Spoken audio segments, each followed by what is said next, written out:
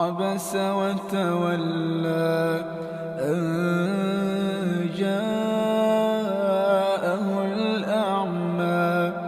وما يدريك لعله يزكى أو يذكر فتنفعه الذكرى أما من استغنى فأنت له تصدى وما عليك ألا يزكى وأما من جاءك يسعى وهو يخشى فأنت عنه تلهى كلا